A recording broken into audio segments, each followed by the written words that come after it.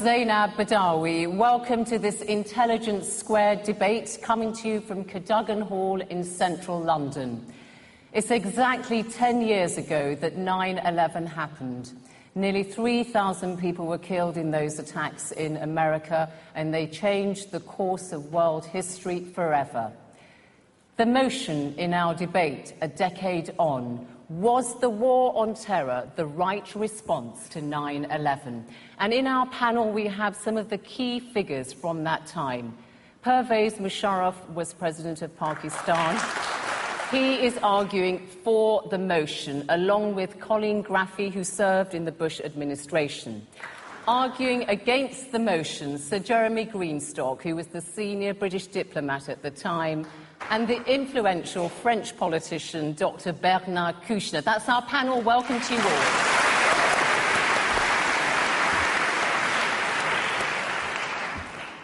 As you, our audience, were coming in, you were asked to vote to see where you stand on the motion right now. Then each of our panel members will make their opening statements to you.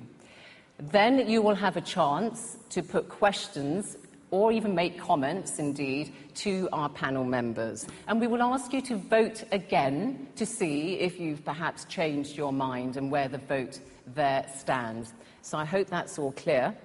We can start our debate arguing for the motion, the war on terror was the right response to 9/11.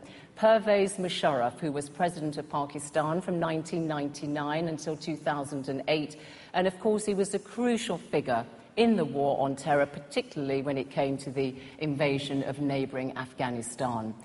General Musharraf.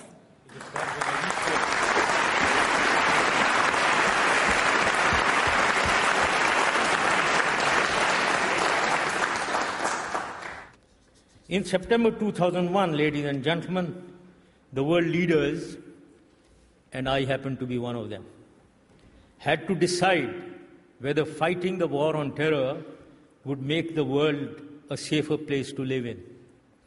I then believed, and still do believe, that we had, and continue to have even now, a responsibility to act decisively to root out terrorism.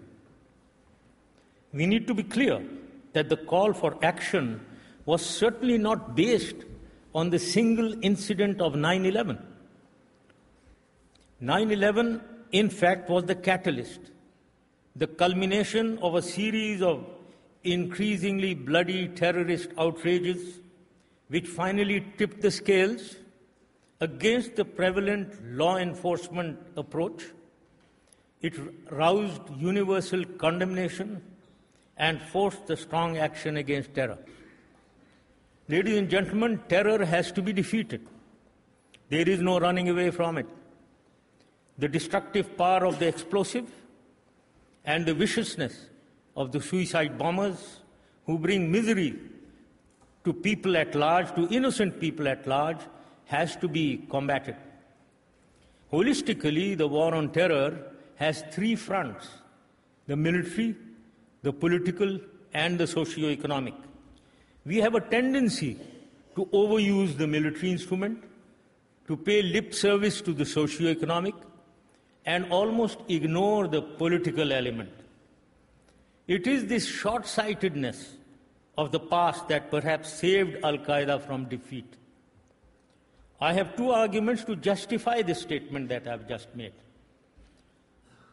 Firstly, had the world recognized the Taliban after 1996, when they controlled more than 90% of Afghanistan, maybe we could have moderated them from within. Now, coming to the second missed political opportunity. The aftermath of the military success of the 9/11 response had to be capitalized with the shift and the application of the political instrument. Al-Qaeda and their abettors, the Taliban, were defeated, were militarily defeated, and they were in total disarray. Their organizational and command structure was dismantled in Afghanistan, and they ran helter-skelter into the mountains and cities of Pakistan. a truly representative national government which gave proportional representation to all the ethnic groups could have brought peace into Afghanistan and maybe also ousted Al-Qaeda. Ladies and gentlemen, the complexity of terrorism has increased now. Their center of gravity lies in Afghanistan and the tribal agencies of Pakistan. We have to defeat them at the center of gravity. Losing here means defeat elsewhere and everywhere. In conclusion, ladies and gentlemen, may I say that we can criticize, we can disagree with the conduct, with the execution, with the handling of the war on terror, but the world cannot absolve itself from its collective responsibility of fighting and defeating the war and defeating terrorism in the world. Thank you very much.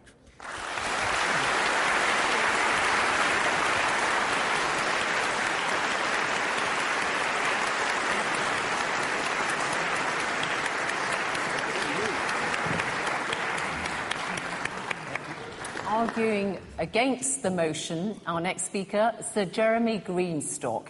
He was the UK's representative at the United Nations for 5 years, including during 2001, and then in 2003 he became the UK Special Representative in Iraq after the overthrow of Saddam Hussein, and he continues to influence thinking on foreign policy still through his writings and his work.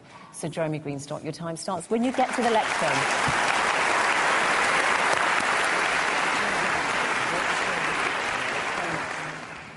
Ladies and gentlemen, we have just heard a supreme military leader defending the use of military means to overcome a threat that, for all its use of violence, was not military. Indeed, the threat is all the more powerful because it comes from methods of attack that aim to neutralise to the greatest extent possible the vast military superiority of the target.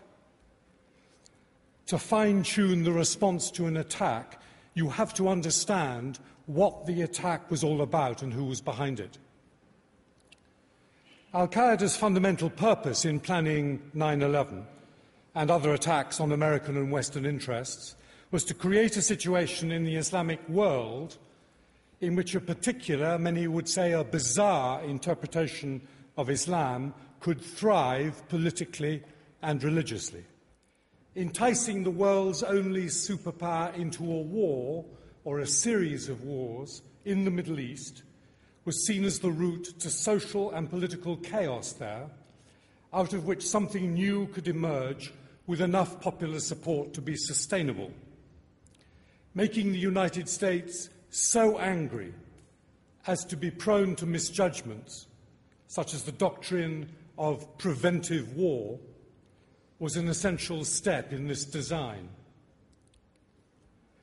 In the global picture, this was about more than terrorism. Washington, on a war footing, then made a mistake which played into Al-Qaeda's hands.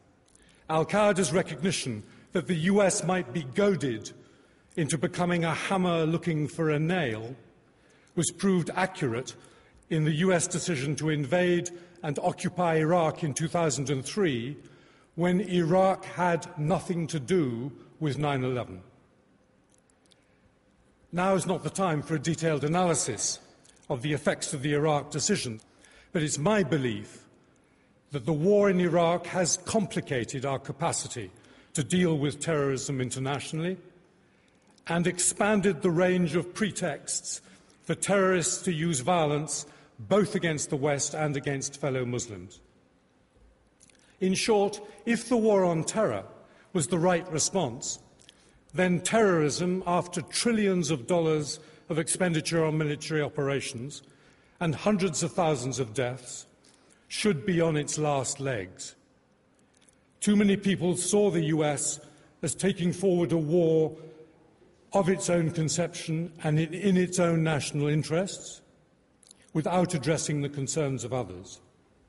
The opportunity for the Americans to lead a global, collective approach to security issues was lost. The new counterterrorism of the Obama administration, it's interesting to observe, largely recognises and seeks to correct that original misconception of what counterterrorism should be all about. Strong, precise action to deal with criminal groups has to be combined with diplomacy and partnership, is what that new strategy says. And that's quite a different approach from a war on terror.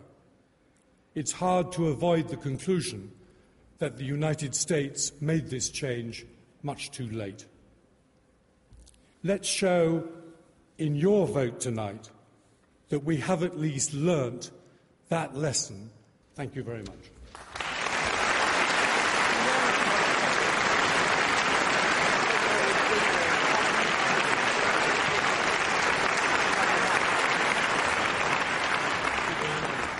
Sir Jeremy Greenstock, thank you very much indeed.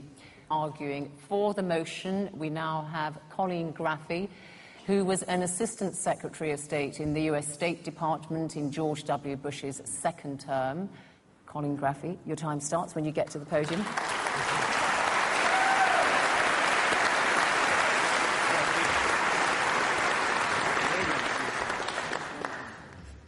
The war on terror was the right response to 9/11. The fact is, the military approach has worked. In the decades since 9/11, al-Qaeda's actions have not kept pace with their aspirations. Coordinated attacks of a global reach have fallen, and we are working so that it remains so. We learned from recently recovered documents that Osama bin Laden was lamenting from his bunker that the drone strikes were preventing training and reducing capable leadership. The fact that war was the right response to 9/11 is reinforced by the fact that the Obama administration, after great scrutiny and great deliberation, has actually continued on the same course. In fact, he's increased drone strikes. Nothing short of war was needed to get at the root causes of terrorism. And the root causes of terrorism are the Middle East dictators and tyrants who suck the air out of public discourse and prevent the development of civil society. This leaves only mosques as the place for people to vent. Unfortunately, it is also the place where people are radicalized into a perverted version of Islam which hopes to replace one tyranny with another, their own. For 60 years, the United States' desire for stability was more important than pushing for democratic reforms in the Middle East. The war on terror led to a significant and strategic change in the U.S. foreign policy, one that allowed for America's vital interests and deepest beliefs to become one. It led to the Freedom Agenda, which was committed to supporting the democratic aspirations of all people. Nothing short of war would have changed the power structures in Afghanistan and Iraq. And make no mistake, the change was a catalyst for what we see today, the Arab Spring and the crumbling of tyrants from Tunisia to Egypt, Libya, and hopefully more to come. Don't take it from me. Listen to a voice from the region. Lebanese political leader Walid Shamblat, during Lebanon's 2005 Cedar Revolution, said, "It's strange for me to say it, but this progress of change has started because of the American invasion of Iraq. I was cynical about Iraq, but when I saw the Iraqi people voting 3 weeks ago, 8 million of them, it was the start of a new Arab world. The Syrian people, the Egyptian people, all say that something is changing. The Berlin Wall has fallen. We can see it." To our Western eyes, Afghanistan and Iraq alternate between depressing and discouraging with glimmers of hope in between. But to those in the Middle East who have only lived under tyrants and thought that this was the way it was and always would be, seeing the end of Saddam Hussein was the first crack in the edifice. With the end of his regime, a man who represented the ultimate symbol of despotic rule in the region, came the prospect that other regimes, other Saddams, may also fall. The Cold War, the War on Terror, the Overseas Contingency Operation, the name is secondary to the nature of what each represents, a commitment to overturning tyranny and the freeing of the human spirit. The War on Terror was the right response to 9/11.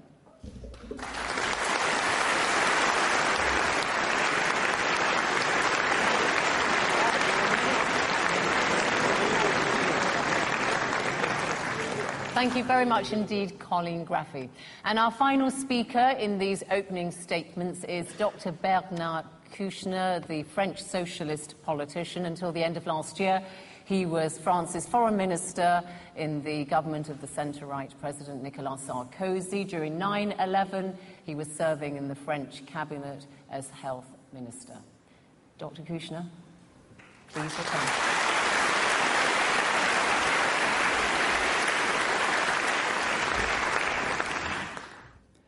So, the war on terror, was it the right answer to 9/11? Honestly, this is difficult to say yes or no, completely separate. Yes, it was imperative to react to 9/11. By war, are you asking for an ethical, a military, or a political judgment? Let me be blunt. Ethically, it was imperative for the US to react. Politically, the way the Bush administration did has not been a complete success. 10 years after, what was the real goals? To defeat bin Laden and Al-Qaeda? Now he's dead. His organization may be weakened, but it survived and some say proliferates in Africa. I remember the horrified moment of 9/11. We, our American friends and their allies, we had to respond and to fight back, but not only by force. And I'm not so far, President Musharraf said. It should have been also a war against poverty. Poverty is the main word in Afghanistan and also in Pakistan. In chasing bin Laden, Western leaders discovered a reality that only those remembering the Soviet war knew. Afghanistan is a patchwork of tribes, starting with the Pashtun, more or less close to the Taliban and more or less linked to bin Laden. The Pashtun lives on both sides of two countries. There are no borders between Afghanistan and Pakistan. The Pashtun move freely. So should we have to make war on Pakistan? Impossible. Two good reasons. The Pakistanis are supposed to be our allies, and they have atomic weapons. There is only one certainty. The US and its allies cannot win this war militarily. Our public opinion will not tolerate for long to see coffins coming back home for no clear purpose. And there is also one fact. Bin Laden is dead, and he was killed in Pakistan. We must absolutely, and Jeremy was very good on that, make the distinction in between the so-called war on terror and the war in Iraq. Was Saddam a respectable leader? Certainly not. He was a dictator and the butcher of his own people. In February 2003, I wrote an article in Le Monde. It was a big noise in France. No to Saddam, no to the war.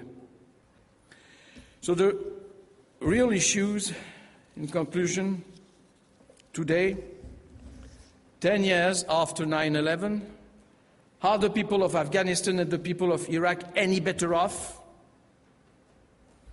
Yes, in a way. schools, education, hospital, roads, etc. We looked at the wrong generation. I believe, and this is part of the answer, resides in the hopes of the Arab Spring and the young Arab leaders. Thank you very much.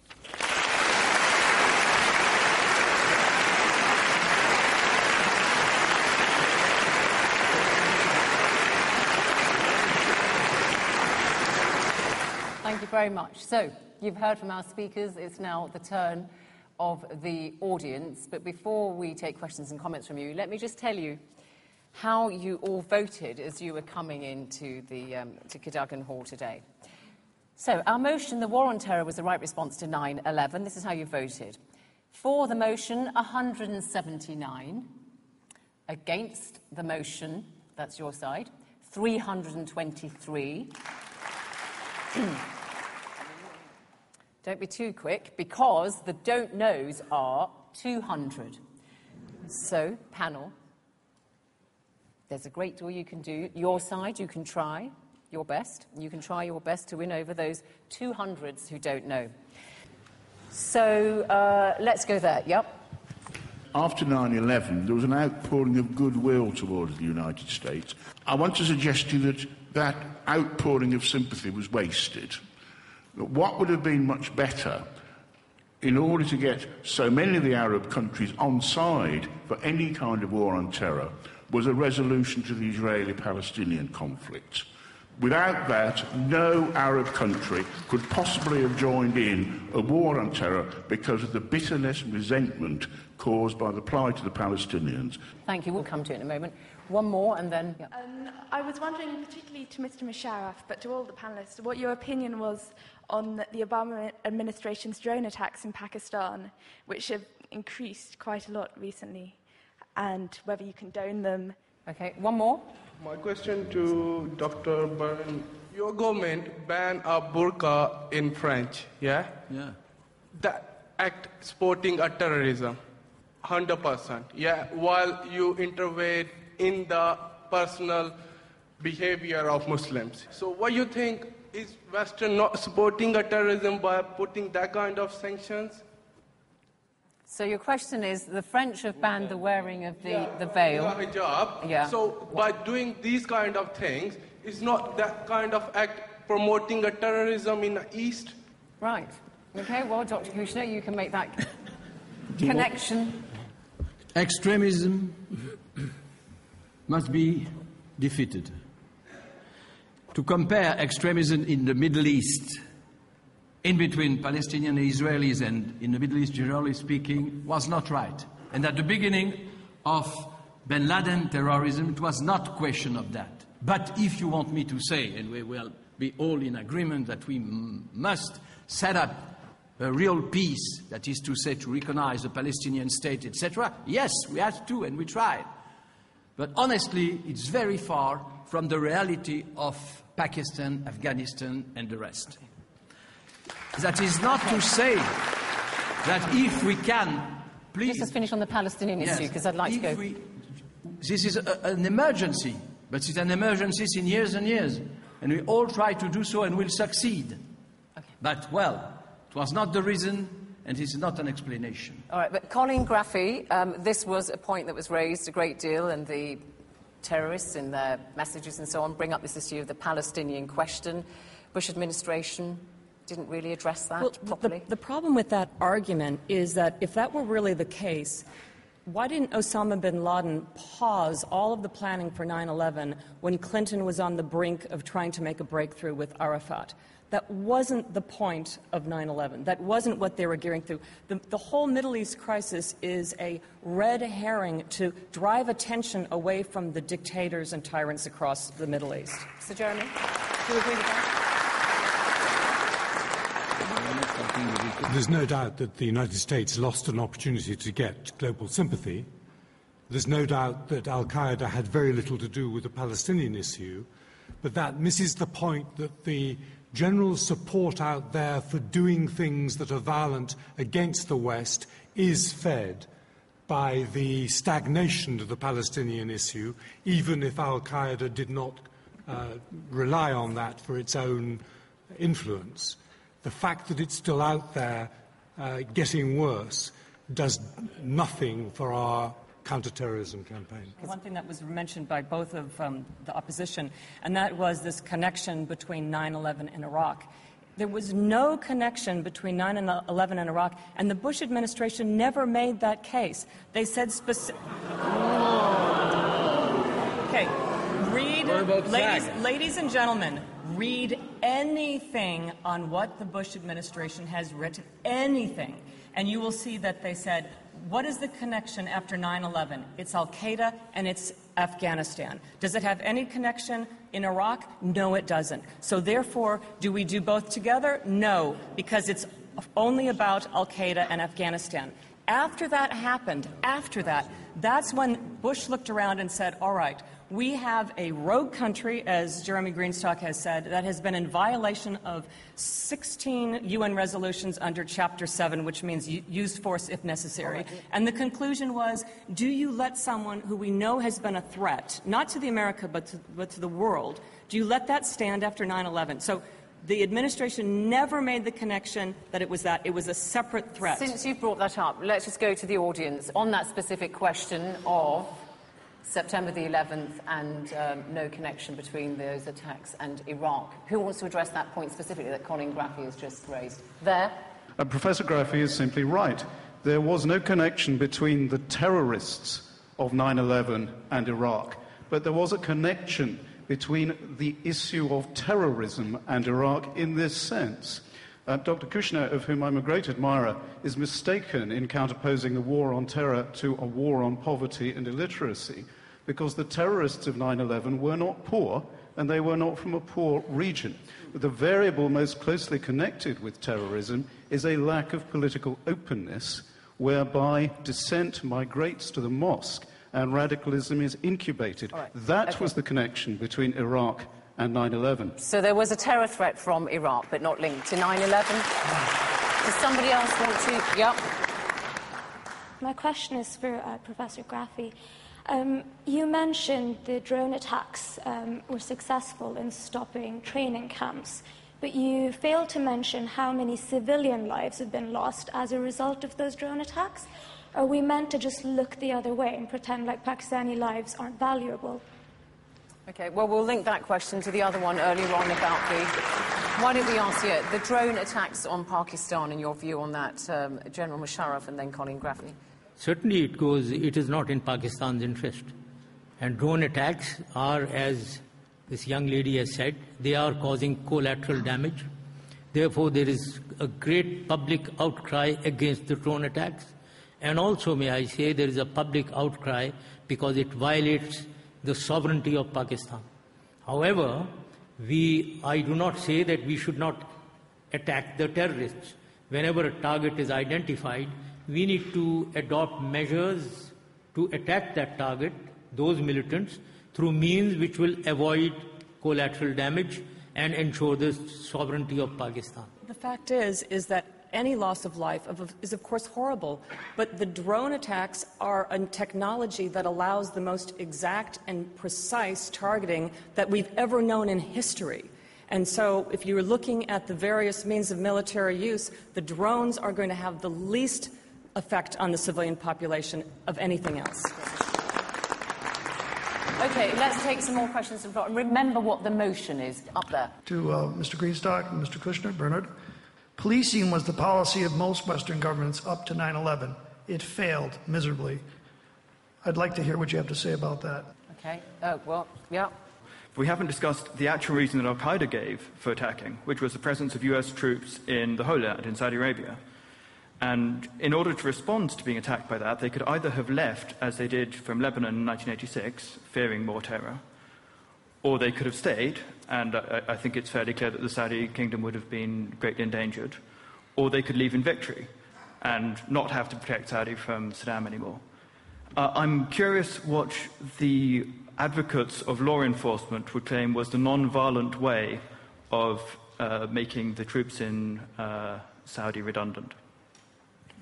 Well, the Americans did withdraw their base from Saudi Arabia, didn't they? I think because they invaded Iraq. Yeah, OK, we'll put that question to the panel. Let's take some. Go ahead.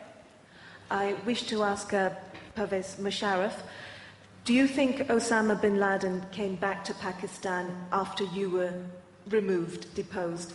And prior to when you were still in government in Pakistan, do you think Osama bin Laden was in Yemen, where there is his family come from and there's a very strong Islamic following? OK, one there, and then we'll go to the panel. My question actually is to Professor Graffi. You said that military dictators were one of the sort of root causes of terrorism, that they sucked the air out of the democratic process, and that in many ways to depose them you needed direct Western intervention and kind of boots on the ground. I wonder, would you reconsider that statement following the aftermath of the events in Libya, where despite, NATO air cover, the fight has mainly been waged by the Libyan people. There have been no direct Western intervention in terms of troops, and a dictator has been successfully overthrown with a period of relative order, unlike in Iraq, where there were hundreds of thousands of troops, and there seemed to be eternal chaos after it, or at least in the first several years. OK, very briefly then, first of all, Colin Graffi. I mean, would Saddam Hussein have gone in the Arab Spring, do you think, with all the others? I just want to say thank you very much for that question. I think you misunderstood what I said. My point was that Iraq and Afghanistan were the catalyst for these other countries, that with the fall of Saddam Hussein, it allowed these other countries to see a different vision of what the Middle East could be like. And so, therefore, I entirely agree with you. All of these things should be homegrown, and we need to work so hard now on developing civil society, rule of law and good governance. Are you saying the Arab Spring would not have happened unless Iraq and Afghanistan were invaded? I'm saying that Iraq was the catalyst, as I read from Walid Jumblatt. This was something that had never seen before. But you're extrapolating from what Walid Jumblatt said. You know where is Walid Jumblatt now? He's close to Saddam. Close to Bashar al-Assad. We should just say who Walid Jumblatt is, of course. He's the veteran Druze leader in Lebanon, been there for a long time. Leader. He changed several times camps, and now he's Syria. So the answer is no. But are you saying, and it'd be interesting to hear what the panel say, are you saying then quite clearly that without Iraq and Afghanistan being invaded, and Saddam Hussein and the Taliban going, that we would not have seen the Arab Spring and bin Ali leaving? I say quite clearly that Iraq and Afghanistan were the catalyst for what we're seeing today. The catalyst? Yes. Do you agree with that, President Musharraf? They were the catalyst, Iraq and Afghanistan, for the Arab Spring. I am the partner to Colleen, so I would not like to disagree. I believe that's a yes. What about you, gentlemen? You are putting me in a very difficult situation, I must say. Well, we can work out what your answer is on that then. Sir Jeremy.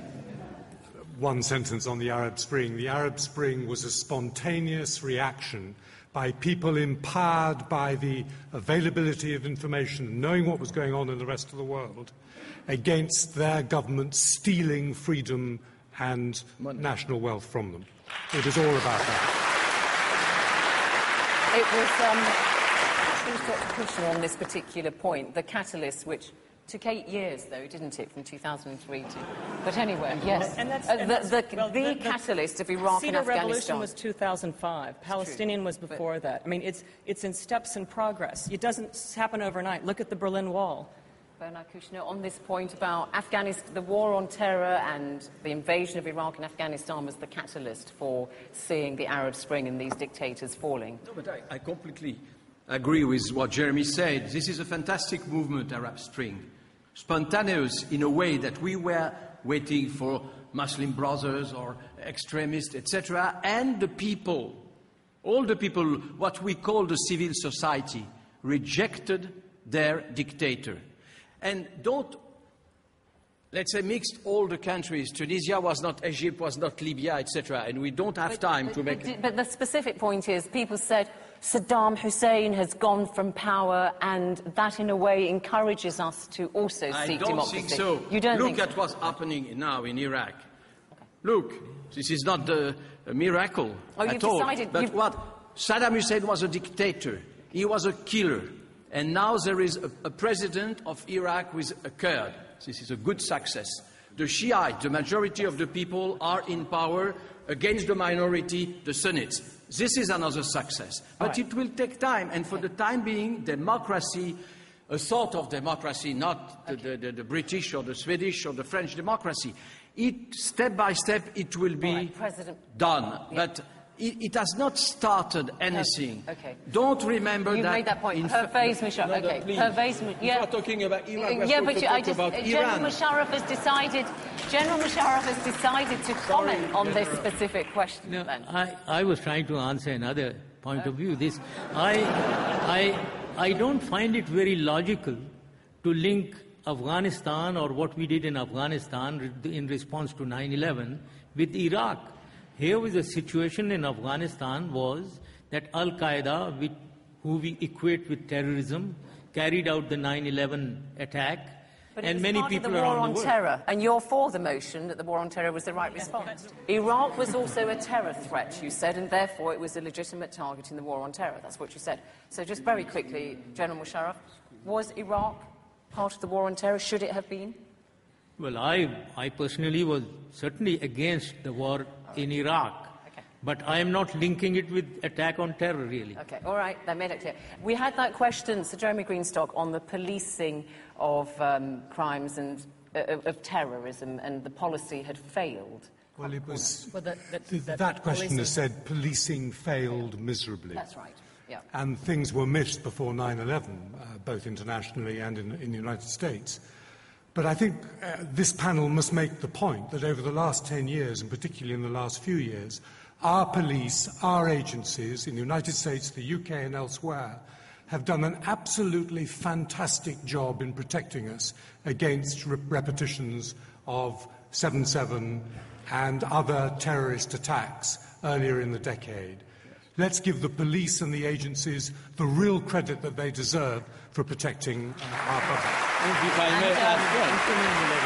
Just very quickly, anybody want to? Yeah, I have a comment about the bases in Saudi Arabia. Yeah. I just want to remind that why were the U.S. bases in Saudi Arabia? To protect the Kurds in the north and the Shia in the south in Iraq and the no-fly zones. And so there we were trying to assist, and this is turned against the United States as being in the land of Saudi Arabia. So just a reminder that's why we were there. And the idea that we should be attacked on 9/11 because we're in Saudi Arabia when we're there to protect the people in Iraq is a nonsense. And General Musharraf, did Osama bin Laden, who of course was killed by the US Navy SEALs in May in Abbottabad in Pakistan, did he go to Pakistan after you left office? Well, I can't be sure. I wasn't tracking him, certainly. But he was there in Abbottabad. As far as I'm concerned, whenever anyone asked me where he is, I always said, I don't know. He could be anywhere. You used to say he's not in Pakistan. He's probably more likely on the Pakistan-Afghan border inside Afghanistan. When somebody insisted that he's in Pakistan, then I used to say, what is the information? Where did you get this information from? He could be anywhere. He could be in Afghanistan or even outside Afghanistan. So that was what I used to say. Were you surprised when he was found in Abbottabad? Yes, indeed, absolutely. I was shocked that he was in Abbottabad. I mean, living quite openly in a city just a few miles from any No, not very openly. Not very openly. He was locked up in a room. Well, it was a big house, wasn't it, in an urban area. It wasn't a remote farm. Sorry? He wasn't living in a remote farm. It was quite a big townhouse he was living in, quite conspicuous. The best place, the safest place is in a thickly populated place. This is a town. All tourists into the mountains of Pakistan go through Abbottabad, a population of 600,000 people. And there are civilian and military people all mixed and stay together. But, President, at least you better recognize that he was benefiting, bin Laden, of some complicity. This is impossible to believe that he was isolated, close to the barracks and close to the army, and etc. So, I understand your answer, but honestly... I certainly would like to react to this. I mean, after all, slippages or poor performance by the intelligence are possible. If we reflect back to 9/11, how is it that 18 people were being trained for months and CIA was asleep? The most powerful organization? How was it that 4 aircrafts, 4 airliners are being hijacked from 4 different airfields and CIA doesn't know? How is it that three of them go into the World Trade Center and the Pentagon, CIA is asleep? So let us allow ISI to have been sleeping once at least. I'm going to go back to the floor. Let's go up there, please, quickly. My name's Khalil Osman. I'm a sixth form student. I've got a question for Colin Graffy, who was talking about the origins of terror due to Arab dictators. Do you think that's a fair assumption, based on the fact that your government propped up these dictators, Mubarak, billions of dollars, second only to Israel, which imposes tyranny on the Palestinians? And let's not forget, Saddam Hussein was an American client whilst he was fighting your war against Iran. Okay, all right. Remember the motion, everybody. Okay. As you make your points, admirably short, but remember the motion, yes. I just want to bring it back to the motion. I've got a question for the for panel and a question for the against panel. For the for panel, and please give a direct answer to this, I don't think, let's separate the name war on terror from the substance of what actually happened. I don't think we can divorce the symbolisms or the abysmal failures of the decade. Do you support, number one, extraordinary rendition to torture as part of this war on terror? Do you support, number two, detention without charge in the case of Guantanamo for over 10 years? And do you support, number three, invasion and occupation of countries without authorization from the UN? For the against panel,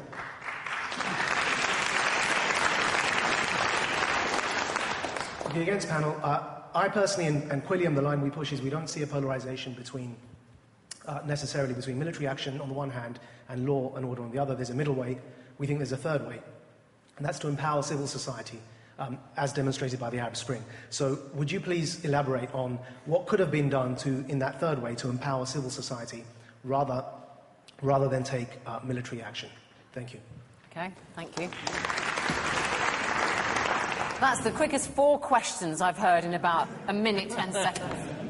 So let's just pick up then, panel. The point made by the representative from the Quilliam Foundation, which I think was mostly to your side, Mr. Musharraf and Colin Graffy, which was, when you support the war on terror, do you support detention without charge? Do you support rendition and the invasion of countries without proper UN authorization?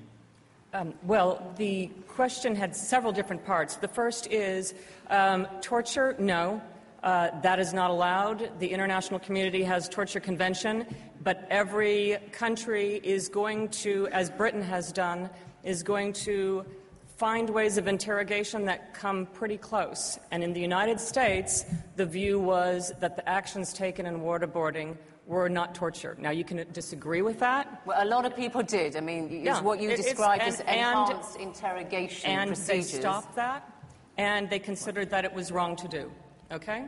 The other, with detention, every country is dealing with the difficulty, the tensions between protecting societies and protecting civil rights. So the UK is in the same situation. Control orders, how long do you hold people? Right. France has a similar situation. Okay, and so Jeremy, the question to your side from the Quilliam Foundation was what do you do to empower civil society? What's the alternative to the war on terror? How would you have done it? Well, civil society is actually doing more than governments, in my view, at the moment, to make the developing world a better place, village by village, town by town, region by region. They don't need to be told what to do by governments. They don't need to be empowered in what they have the will to achieve in the less advantaged areas of the world.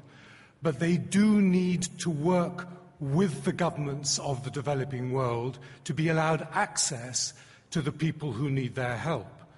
And when you get that kind of partnership between what the West in its donor mode can give and what the developing world can absorb and receive and act on, you are getting a partnership that does far more to deal with security issues than the direct use of military force. That's what we're trying to say. Thank you very much for that, Sir Jeremy Greenstock. I've got the result now of the vote after the debate, and it's very interesting. All right, let me first of all remind you how you voted, audience, before the debate started. For the motion, the war on terror was the right response to 9/11, 179 for, 323 against. There were 200 of you who didn't know. So after the debate, this is how you voted. For the motion, the war on terror was the right response, 276, so you did gain some. Against, however, 402. And the don't knows went down to 46. So congratulations to the winners. Commiserations. So thank you very much indeed, panel. Thank you, audience here at Cadogan Hall in central London, and you at home, wherever you are, for watching. And you can get a free briefing if you want to by going to the website www.intelligencesquared.com and just follow the instructions there. But from me, Zainab Badawi, from this Intelligence Squared debate marking this important occasion of the 10th anniversary of the September the 11th attacks. Thank you very much. Goodbye. Thank